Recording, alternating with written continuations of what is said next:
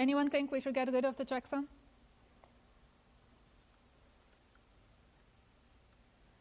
Yep.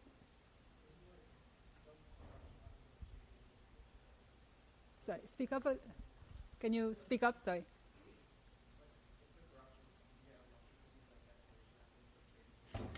Yeah, so if the destination address got gobbled, this would not be so great. You'd kind of, I don't know, go to the wrong place and reach a host that would say, I don't know what this is. Maybe drop it, one hopes.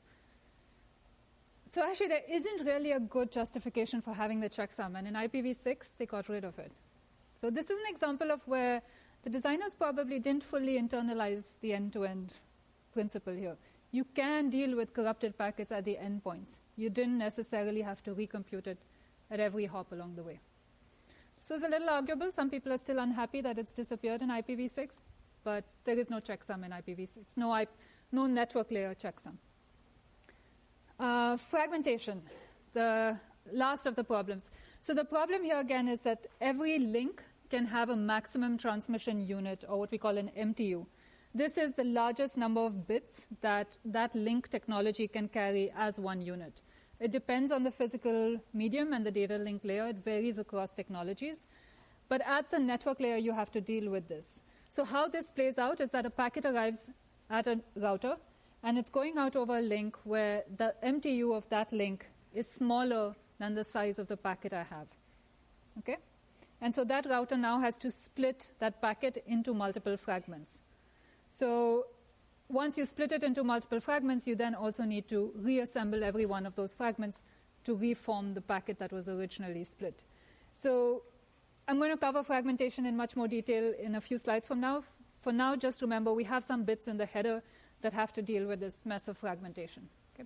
And we'll come back to it. So just to take stock at where we are, our task parse packet, we got 3 fields: version, header length, packet length. Carry the packet to the destination, gave us the destination address. Deal with problems. We've now accumulated a time to live, a source address, a checksum, and some bag of bits for fragmentation that we've not covered yet. Let's take a 2-minute break. Do people need a break? Yeah? Okay, 2-minute break. Can I plug in my charger? Yeah.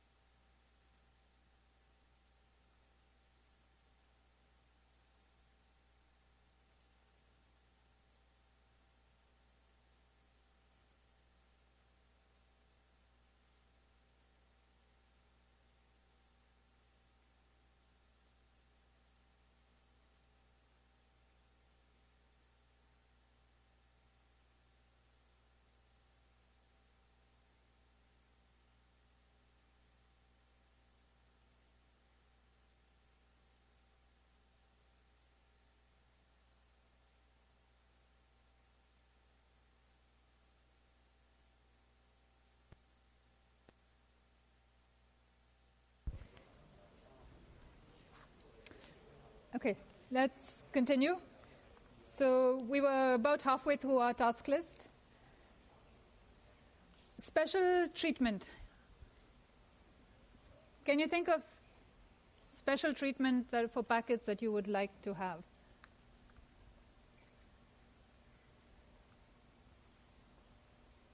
Yep. It has a priority.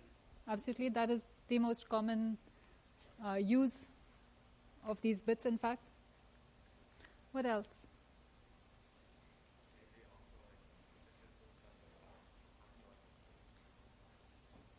A special type of packet, like an application class. Yep.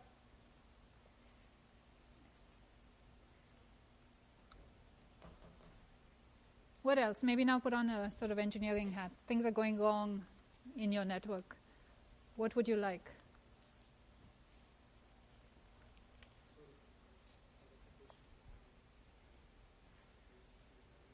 Things like tracing or diagnostics or the ability to actually collect information about what happened to the packet during the lifetime. So that's kind of the intent of the fields here. In practice, these didn't work out so well for the designers of the IP header, IPv4. The bits or the fields that are associated with special treatment have had a bit of a rough time over the years. But broadly, there are two categories of these. The first is type of service. This is a way of telling the network if you want this packet to be treated differently based on the type of packet it is, its performance needs. The original thinking behind this was, surely we're not going to stick with this best effort internet. We're going to have different classes for low routing based on low delay, routing based on high bandwidth, routing based on cost, routing based on congestion. And so this would be the way that a sender could say how I want my packets treated. So this was really, if you remember going back to the lectures about quality of service or going to more beyond best effort services. So there were a set of bits that were designed in order to support that. The second category is these what we call options, which is if I want certain advanced processing on my packet, or I want my packet to be treated according to a slightly different set of rules. So one example here is something called a record route option, where every router enters its address in the packet, these option fields in the packet header, so that you can trace what happened to this packet going through your network. So kind of well-intentioned, as we'll see, just backing up a level, why is it good to have these fields, or why did it make sense to think about these kinds of things in the IP header? If you were the original designer of the IP header, why is this not a bad goal to accommodate specialized processing or exception processing?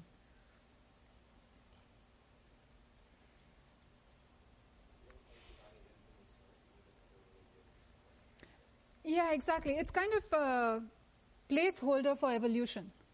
Right? If you believe that your network is going to evolve, your header can evolve in one of two ways. You have a new version number, which means you're redoing everything, or you can have these additional fields that allow for specialized treatment or new forms of treatment within the constraints of the same version of the protocol. So that was the thinking. As we'll see, these fields have really suffered, I think, because of literally bad API design or bad implementation choices, because of which almost no one uses them in quite the same way as they were intended originally. So type of service fields are a set of bits that were designed to support forwarding based on priority, delay, throughput, reliability, even cost. They've been redefined over the years. They were never really used. The one piece from all of that literature that survived is the use of priorities. So what this looks like today is those set of bits have been repurposed to play two roles. One is this complicated thing called DSCP. I don't know why the name has to be so complicated, which is basically a way of identifying traffic classes to say all of this traffic belongs to best effort class, all of this traffic belongs to high priority class. It tends to get used mostly within a single operator domain, so data centers actually make use of these bits in order to prioritize certain tenant traffic versus internal traffic and so on. And the other set of bits that get used were redefined were two bits that get used by the router to tell the sender that it's overloaded, that it's experiencing congestion. So packet comes into the router. If the router is overloaded and wants the sender to slow down, it can set these bits in the packet header that says, I'm congested, and then it's up to the sender to slow down the amount of traffic it's sending. We'll talk about ECN when we talk about congestion control, but for now, it's ways for the router to signal to the source that it's overloaded.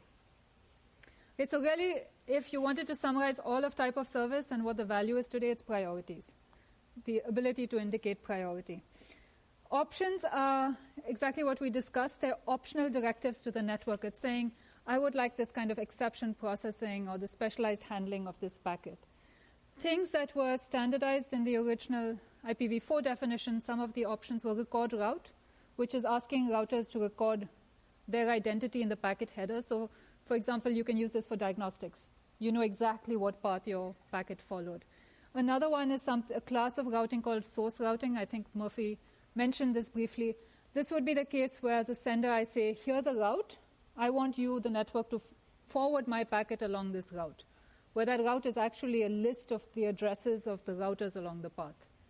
And then the routers honor that request for source route. One of the issues that comes up here, if you're providing something like a source route or record route, what does that route look like? It's a vector, right, of addresses of routers. One of the issues that comes up is this is a variable length vector. If my path is 4 hops, I have 4 addresses. If it's 15 hops, I have 15 addresses. And this is where things started to fall apart, was that the designers of IPv4 said you can have a variable length field in order to capture these options.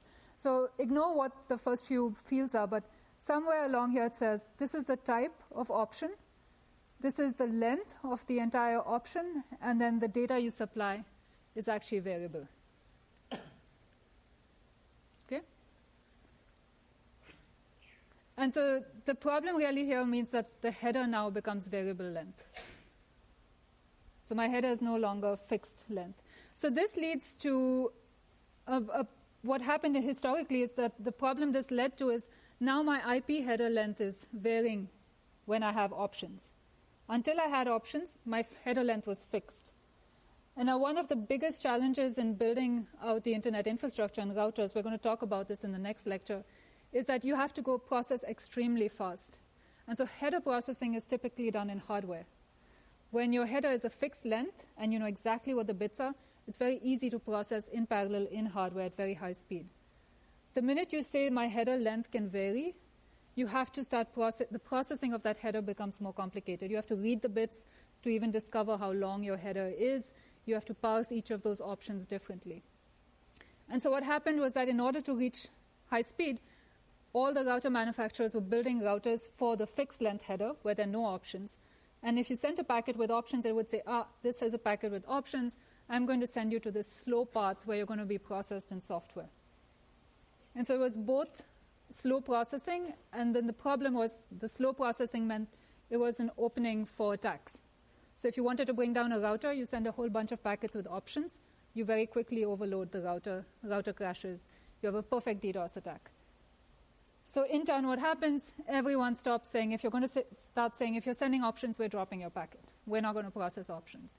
And so options kind of have slowly died over the years. So good idea, bad implementation. Implementation killed the good idea. Any questions? So bits for special handling, type of service, and options.